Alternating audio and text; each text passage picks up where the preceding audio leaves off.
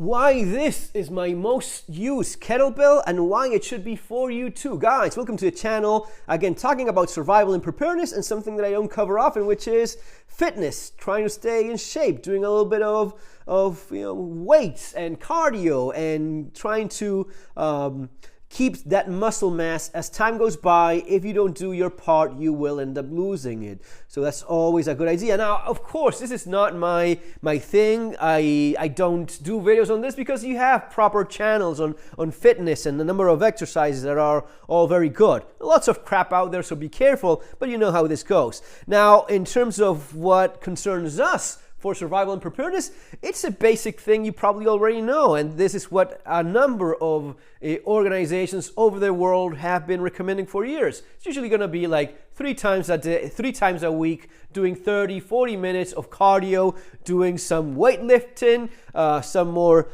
intense physical activity, and if you can throw in there some coordination sports, that's even better.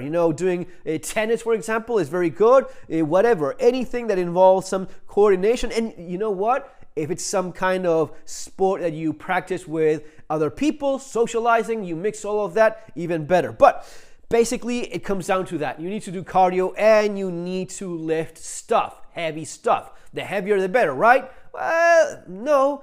This is the one I use the most. This little 8 kilo, I don't know how many pounds that is, but little 8 kilo kettlebell is the one I use the most. And you know why that is? Because this is what you use when you start stretching in the morning, when you start doing a little bit of those exercises before you go into some other heavier ones. So this should be the one you use the most as well. I was watching a little clip, a little YouTube video from a guy that was explaining that women underestimate how much weight they can lift. Guys, they always overestimate and they go for the heavier stuff than they should be. So true. Of course, we're all different. People are all different, but it's true that women in general will, they lighter. My wife does the same thing. And I was the one like pushing her lap. You can definitely do with a little bit of a heavier dumbbell. And in fact, she did, and she eventually got used to it, and that's fine. But women will usually be a lot more conservative and underestimate how much weight they should be using. Guys will overestimate because they want to feel like, yeah, I'm super strong. No, you're not, dude. You'll get yourself hurt. Stop that. Stop that right now. But advantages for this. It's usually going to be cheaper, right? So if you're thinking of buying a bunch of these, you will notice that that one over there, that is expensive, man. These things are not exactly cheap. So buy yourself the lighter one. Go with lightweight. It could be, I don't know, like 5 kilograms. It could be 10, right? But something that is light. This is what you will use for some of these exercises, especially at first when you have no idea what you're doing. But even when you do, it's still nice to have to use something that is lightweight and you're like stretching and warming up. This is the thing you should be using the most. This is the thing I use the most. Anytime I have like a couple minutes, I start swinging it around. Just get out of my chair, start swinging it around, and it's crazy how often you realize how long you've been sitting on the desk, on the computer.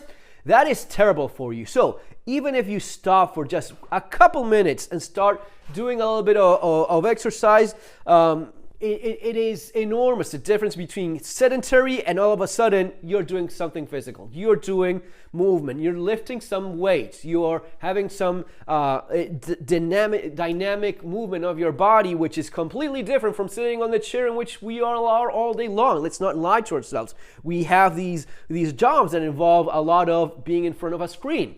So if you keep that right next to your desk, you can do a lot of things. Now, would I start just getting out in the middle of the day after 30-40 minutes of sitting, staring at a screen and swinging around? That one, probably a good way of getting injured. No, go with the lighter one. Besides, something else to keep in mind, some of the better, most interesting exercises with kettlebells, and I find these to be a lot more fun than just your normal average dumbbells.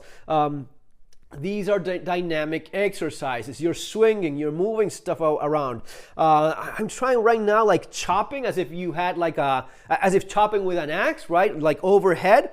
right? Do it with this one. You're not going to be doing it with a 20 kilo one. No, you do it with this one. It's a little bit lighter, so you can do lots of those movements, stretching, doing things that are super beneficial and a lot less likely to get yourself injured. Once you warm up, honestly, this is the one I like the most. 17 kilograms for me is the sweet spot.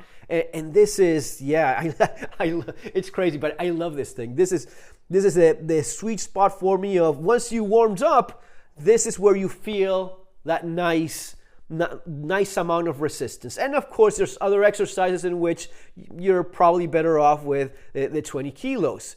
But this is probably for me the most useful in terms of the variety of exercises I'm trying out these days and liking the most. But still, I will keep on insisting on this being the one I use the most.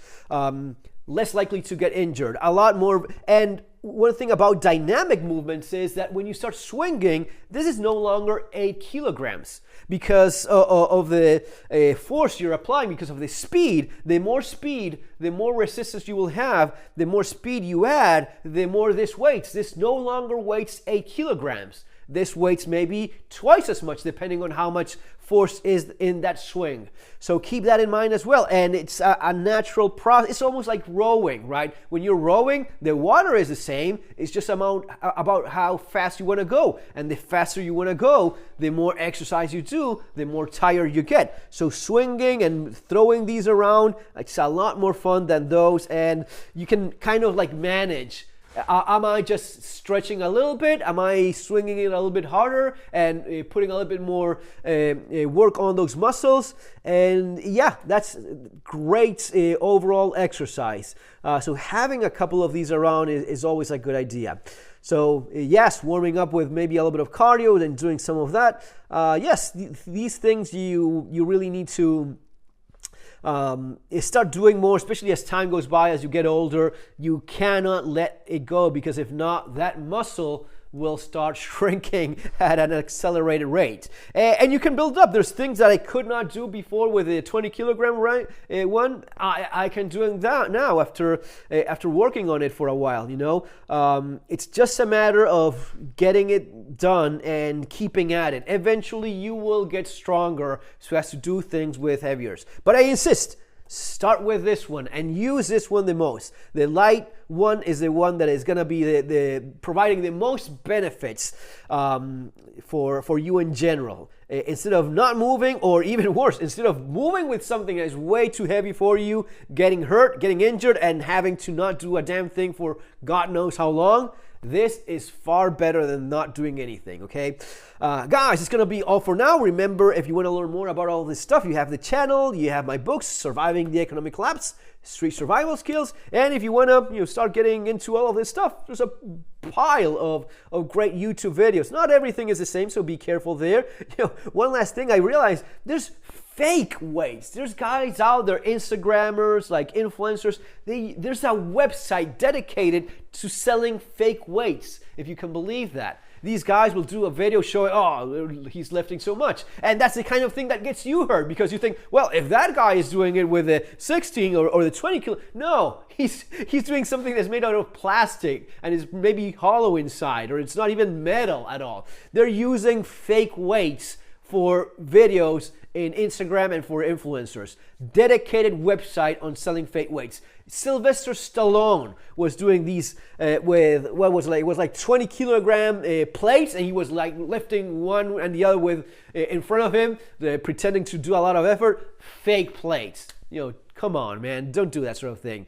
But don't let that trick you or fool you into doing something dangerous. Start with light and move your way forward, but always go back to this for warming up, for stretching, for the dynamic stuff, for the new stuff you want to try before you go that way. I'm not a guy that does this like you see so many videos and channels dedicated to this, but man, it's been working very well for me. I like these things a lot. There's lots more things, a lot more options in the kind of movements you can do with dumbbells, with kettlebells and with dumbbells. So yeah, I do recommend it. Combine it.